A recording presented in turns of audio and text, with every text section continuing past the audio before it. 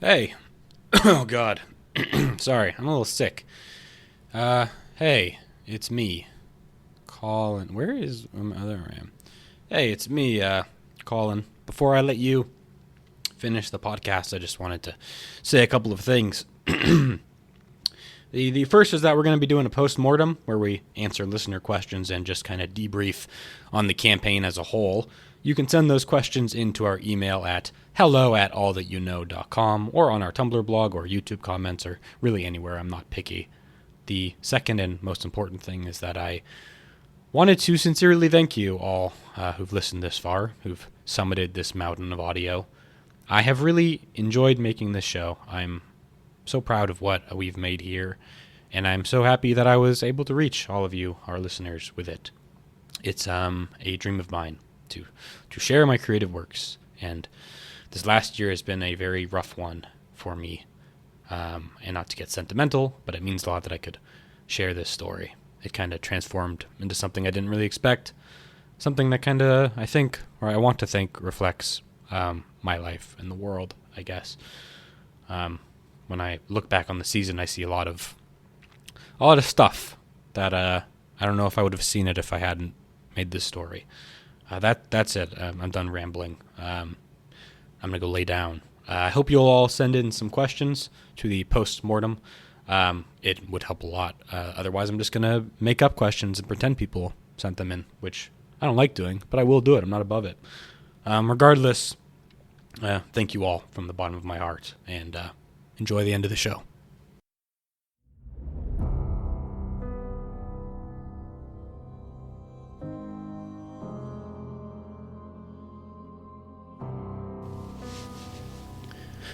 You might see these familiar faces, the continuation of plot threads that build towards a climax, and think there is some continuity you are following. But you would be wrong. There are no sequels here, only new stories piled atop each other, masquerading as a linear progression. I don't doubt that you tire of my puerile, pretentious, and condescending narration by now, so I will leave you here only with a question. After all the pain and confusion, the misplaced honesty, the projection of trust and suffering and frustration and all the rest, do you really think you could end this story by yourself? What would you do? Would you write your own lines? Would you crumple up the paper and cast it into fire? Would you let the ink, blacker than black, run over the page and claim it? Or would you search desperately and pointlessly for another option, delaying the inevitable until either you or the world breaks and it ends anyways? I hope you have an answer. I never did.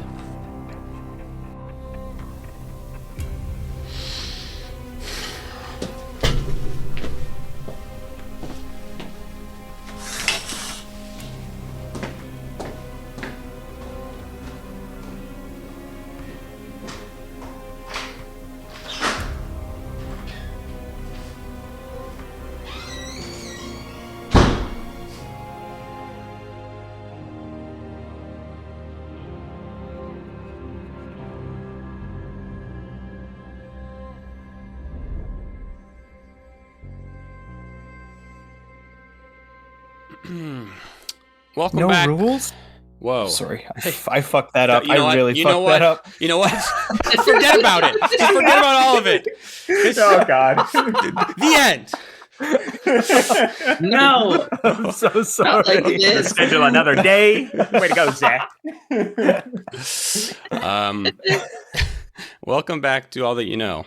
My name, for the last time, is Colin, and I've written and facilitated this story game for the past year or so. Joining me today are my friends Brian and Adam, who will be reprising their roles as Booker Page and Bailey Cormack, respectively, at my direction.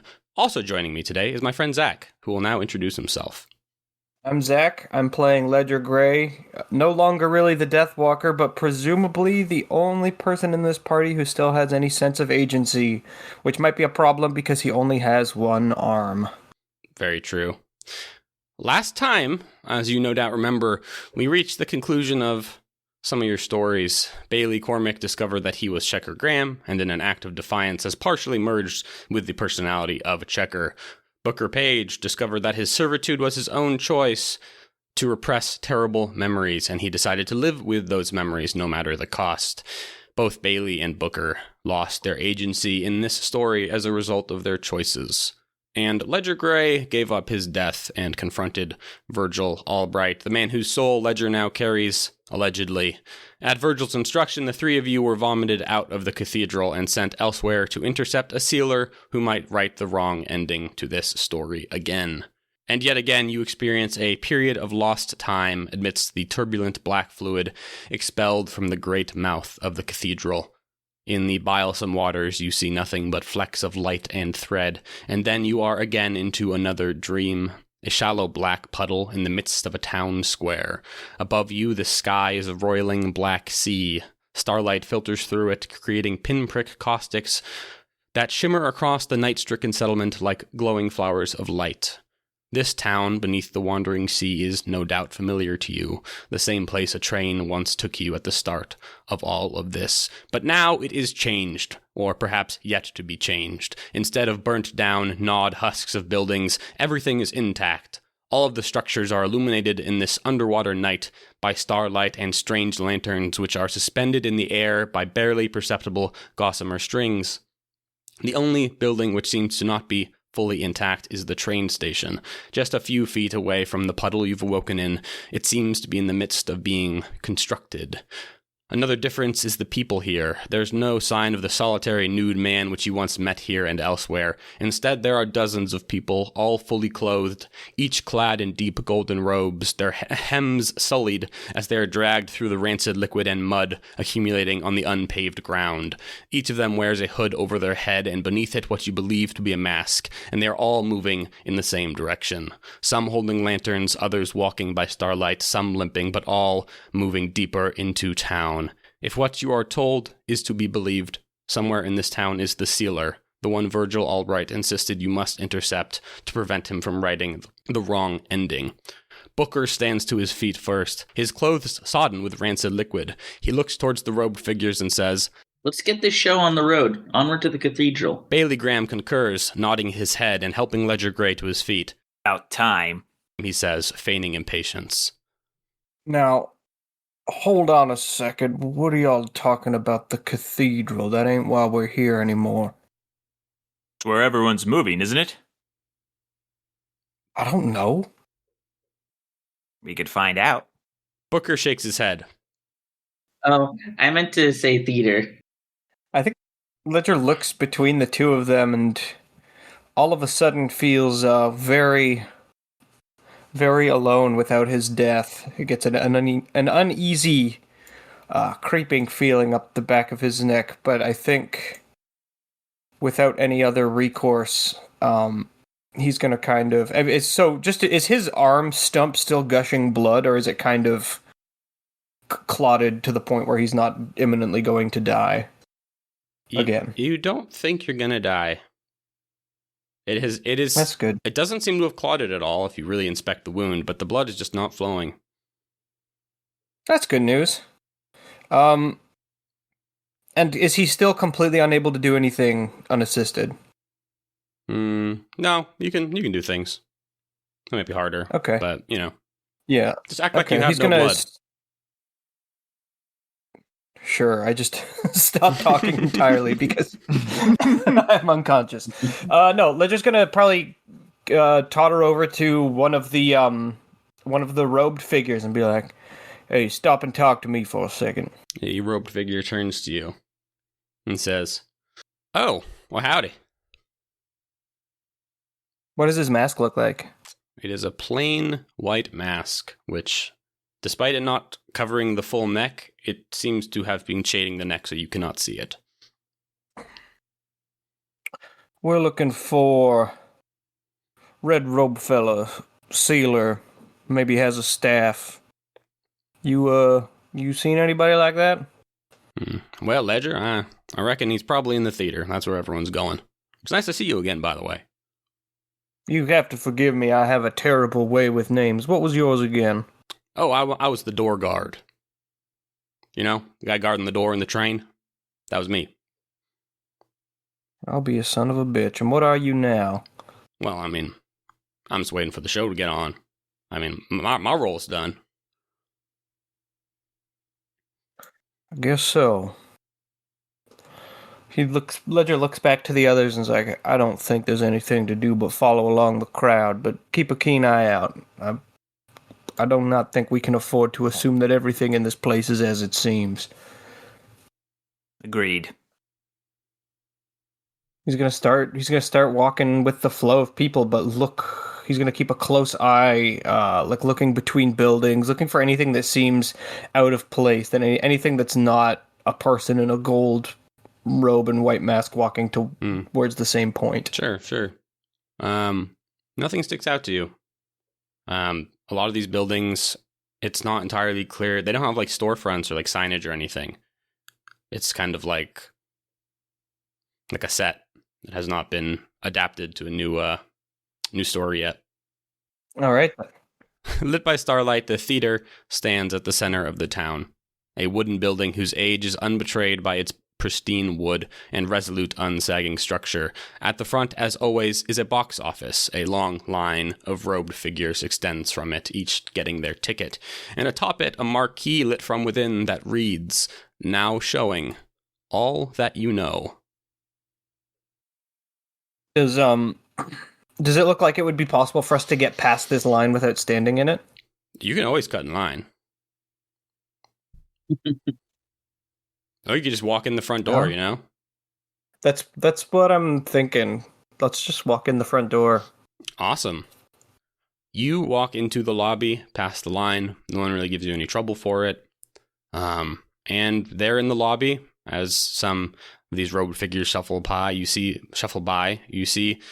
a figure clad in a somewhat familiar red sealer's robe, silver staff in hand, a paper mask over his face. He is standing inside He's just standing in the lobby, clutching a ticket in his hand, and he looks between the theater door and the employee entrance to the backstage, rooted in place, paralyzed with decision. You have no doubt that this is the person you are looking for. Cool. Let's walk up to him. Let's. You do this. Do it. Do you know who I am? He turns, kind of snapped out of his confusion. And he says, well, you wouldn't know that he squints his eyes, but maybe he has an eye squintingness about him. You'll have to forgive me. I'm going to need a little more than that. I see you're not dressed like everyone else, which is good, but it does make this a little more confusing for me. So you have no idea where we are either? Not really. I have a sense of where we are and what I'm here to do. But things are not as I anticipated them to be. Yeah. You remember Virgil Albright, I'm sure. Oh, did he send you? In a manner of speaking, I suppose you could say that, yes. Yes, I know. Simple an answer as any. I know Virgil. He was a good friend of mine, and I suppose now a employer, maybe. So, way I reckon it is, and you can correct me if I'm wrong on any given point, you're here to do something, but you're considering doing something else.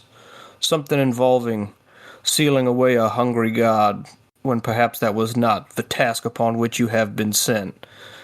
How am I doing so far? That does sound correct. I am curious as to how you know that and why you are here. Are you here to stop me? Is that what's going on right now?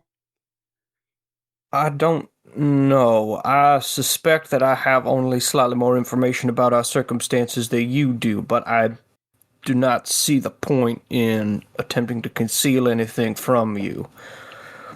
Virgil sent us to stop you from sealing away the hungry god because doing so would be to invite calamity and cause what he believed was the wrong ending. He was sure of this beyond all doubts, and sacrificed much of himself in order to give us this opportunity to intercede.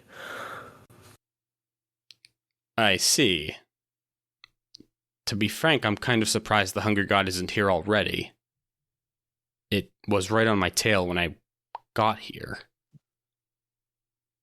Yeah, I guess I could say that it might be dead, but that's not really accurate, I don't think. We certainly didn't see it outside, and I know now what its presence feels like, and I do not sense it here. The howling, the slavering, and whatnot. So I guess maybe the simplest place to start would be to tell me what it is you were here to do originally and why you decided to divert course, or why that was your intention. Was it merely an attempt to save yourself from your pursuer? Virgil is convinced that we can edit the structure of reality here through these script pages, which do you know about the script pages?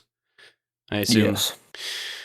He told me to write some junk that he hoped would undo his failures, but it's not very well written, and that man is slipping. He was slipping when I left. I can only imagine what you encountered when you saw him. The hungry god has been chasing us down. That much is true. That much is palpable. I can't seal it away on my own, so I figured I'm here anyways. I'll use the script to, in a small way, save our own skins, and that hopefully a minor change like that won't break anything. We'll all get to keep our heads, and the world will keep moving on as it has been. These aren't the things that you should tamper with. It's interesting that you would say that in the same breath with which you describe how you are planning to tamper with them. A small tampering, he says. He puts up his hands. Very A small precise. tampering.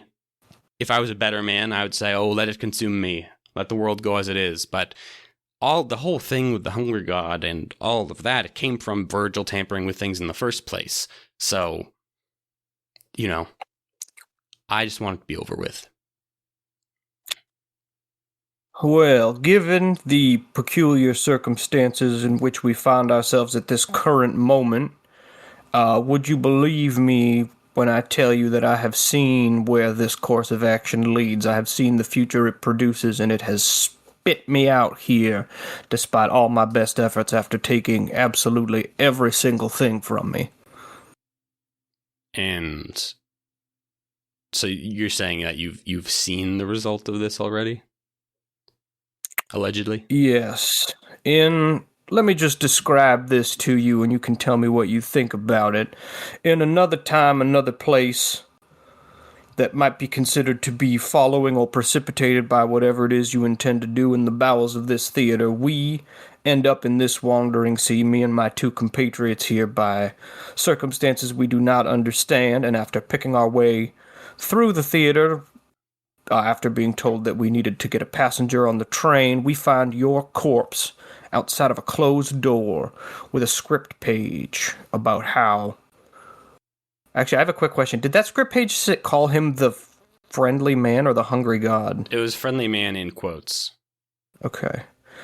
We found a script page detailing about how you sealed the friendly man away. It did call him the friendly man, and we, not knowing what it is that we were tampering with, opened that door and let him out.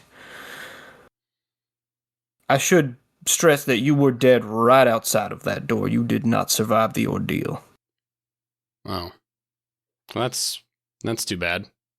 I was thinking of doing the whole friendly man thing. That's like the best thing I could come up with, Like, what's the best possible thing a thing can be without, like, making it not exist? Because I don't like making things not exist. I don't mess with that stuff. Oh, you're the reason he was the friendly man and not the hungry one. Yeah. I mean, it makes sense. He was friendly for a time, but it seemed that his true nature came bleeding through the cracks eventually. Well, what I'm hearing here. Also, who are your friends? You seem to be doing a lot of talking for them. They are suspiciously silent. I will allow them to introduce themselves. Yeah, I'm Bailey for at least a little bit, I think. I don't really have a lot of choice in that matter, but I'm also Checker Graham, if you'd like to make that acquaintance. He puts out his hand. Like the conspiracy theorist? No. Not at all. He takes his hand back. Okay. Bailey goes, ha! Gotcha. I'm Booker. Yeah. You got demon problems, I can tell from here. Or had demon problems, maybe is better, more accurate. Well, nice to meet you two. You know, your Ledger, was it? Yeah. You do have a bit of Virgilness about you, I will say. At least before he lost it. Yeah, I am him, in a sense. Oh. I figured it would be simpler and less confusing to not lead with that. I scarcely understand it myself. Okay. It is not who I consider myself to be, but I have given up attempting that I have any agency in such matters. That's, I'm no stranger to issues of identity, so, all good. So it kind of sounds like my plan did work, except I died, and then you let it loose. Perhaps it would be more accurate to say that there were no safeguards in place to stop it from getting loose, and on a long enough time scale, any old idiot would come along and do the same. Okay. I kind of felt like when I wrote it down, it was like, I was thinking like, for all eternities, that felt pretty weighty, like it kind of irrevocable. Yes, but it did not seem to stop us from simply opening the door. It makes one wonder if the power of these script pages is as absolute as Mr. Albrecht believes it to be. Okay. It's a lot you've given me a lot to think about. The way I see it... No, go ahead. Well, I was going to say is how you see it then. Do you have a plan? I believe that we are at a fulcrum here. If things are even slightly as Mr. Albrecht believes them, as I technically believe them, we have the capacity to do much more than simply lock away a hungry man and try to make him nice for a few... When we found him, his body seemed like it had been aged a very long time, right? Like it was like mummy dust, or did he look kind of fresh? It was pretty old. I would have to look. I mean, I can look. I have the notes.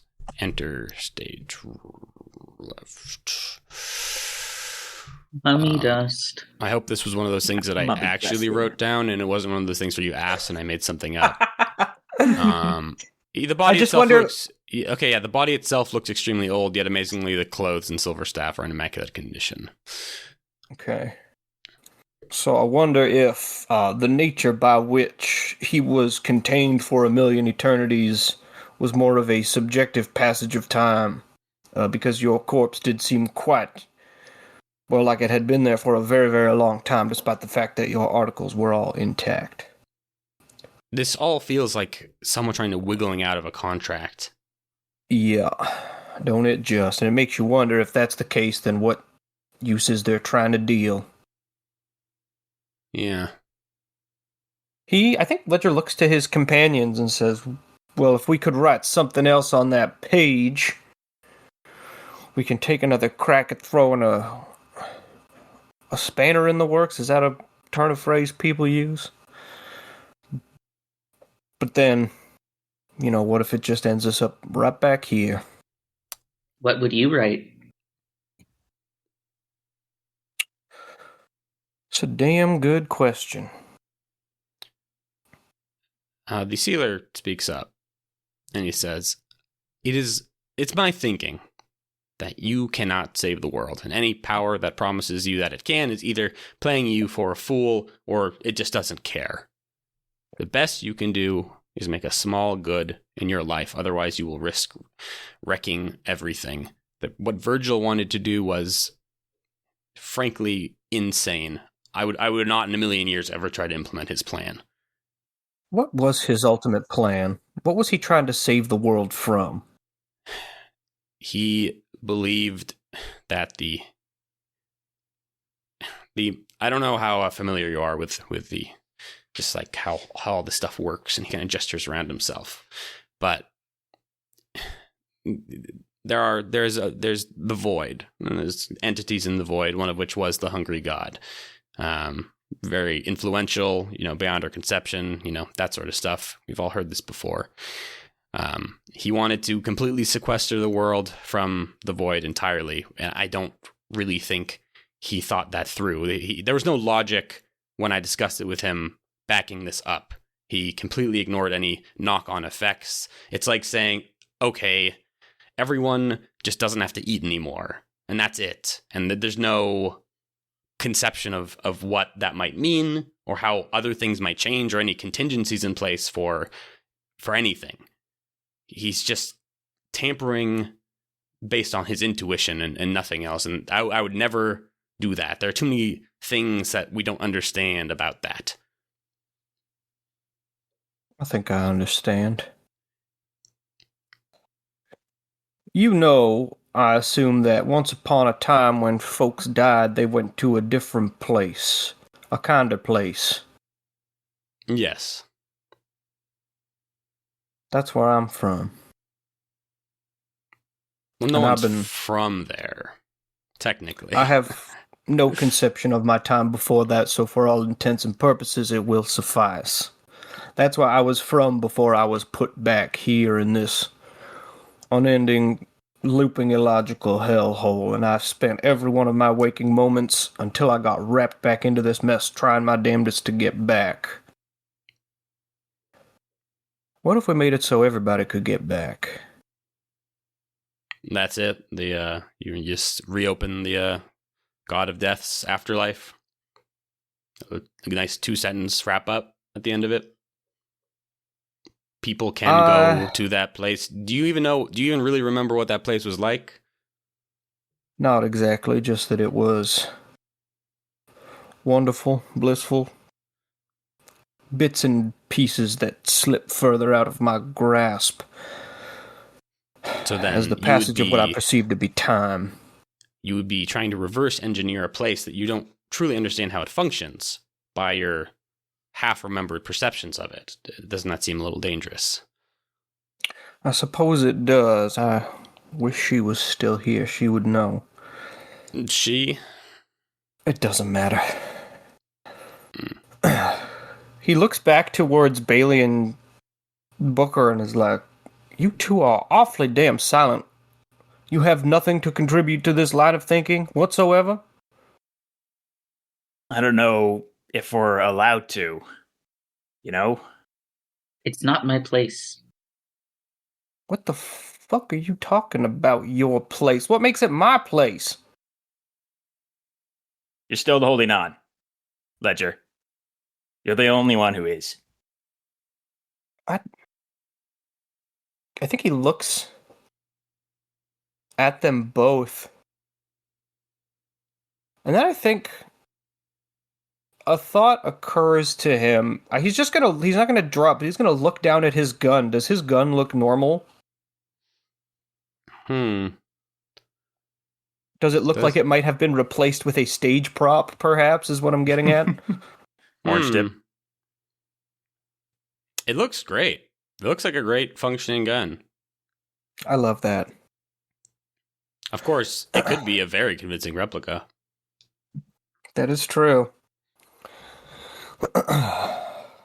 Well then, if you think my idea is such rubbish, what would you propose?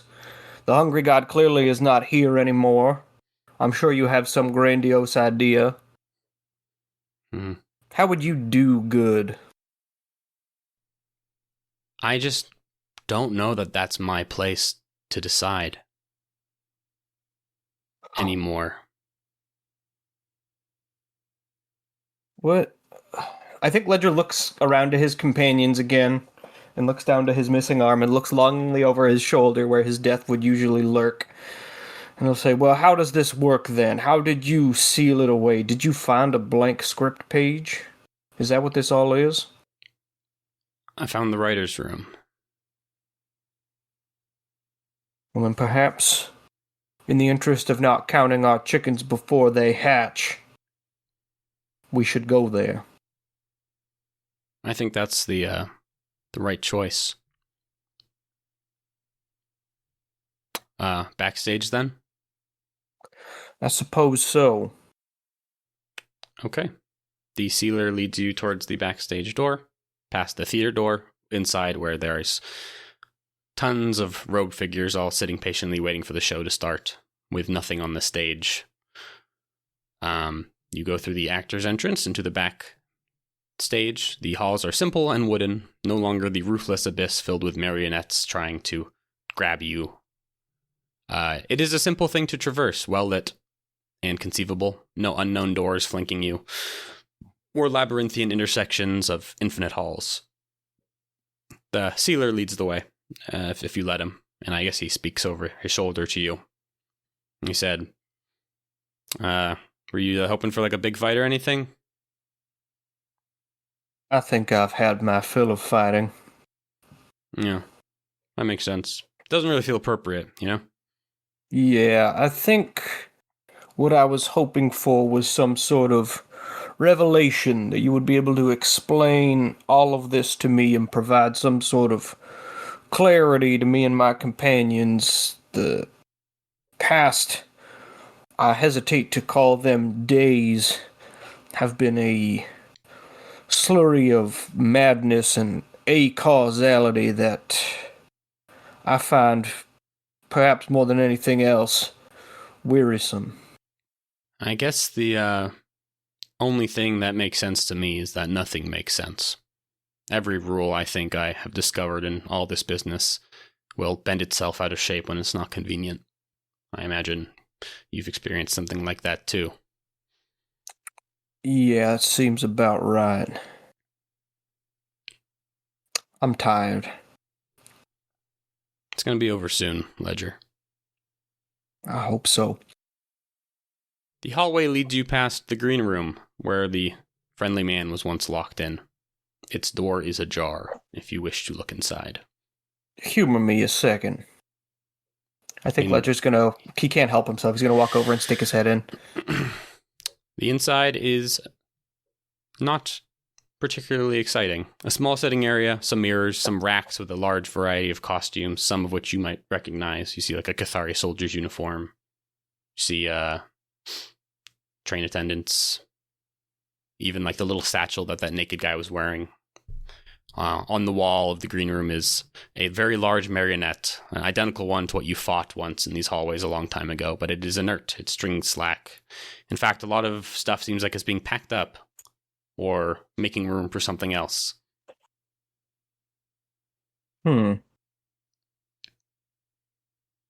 Okay, I think Ledger's just gonna look around it for a second, look at the big monster, and then down at his little gun again, and then I think he's gonna follow the sealer back. Okay. The hallway leads you past there. You walk down a little bit, and then you get to a turn in the hallway. A turn that doesn't really make sense. You would think by now you would have reached the stage again. But this is probably not something that is even remotely surprising to you at this point. And I think the sealer turns to you and he says, do you have any questions for me before we get on with this? Just wanted to open that up. I know you've asked me things already, but, in case I could help. I have one question. The way you are talking about these events now, it's almost as if you've already done them. But I assume that when we got here, you hadn't done them yet. I just thought that was the whole meaning behind our intervention. Yes, Ledger, you're right. It doesn't feel like it matters anymore. I can pretend like I don't know what's going on, that I have like a limited breadth of knowledge, but it's just pointless at this point. So you are telling me that the mask is off now. You admit that you are as much an unlimited part of this as every other gold-robed, white-masked individual we have interacted with through the width and breadth of our journey. Is that right? It was never a mask, Ledger. It's all as real as it seems and as unreal as it could be. But yes, if you have something you need to say, need to know, I'll give you space for that. How was it that the friendly man could be locked up for all eternities and yet free? Do you have an answer? Just made a more compelling story if you were getting chased, right? I guess so. What are you? We should go to the writer's room now, Ledger. I suppose we should. Turns the corner. There's a door. There's a clacking of some machine from within, a typewriter, intrinsically. And the sealer looks to you and allows you to open the door if you so choose. Ledger will open the door. He will reach out. Actually, before he does, he turns back to Bailey and Booker, and he says, "What about the two of you? Are you the same as him? Was this whole thing one big solipsistic nightmare?" Sure felt like it to me. Sure does.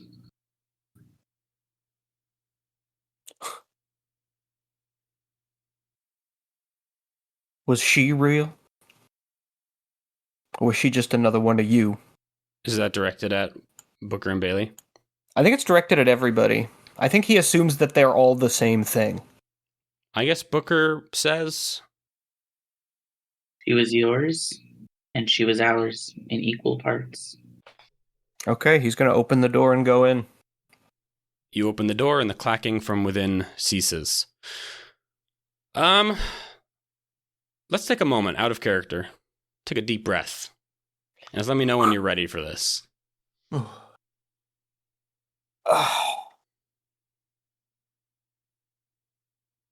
Think I'm ready. I'm ready. I think. I don't know what's behind you. Yeah.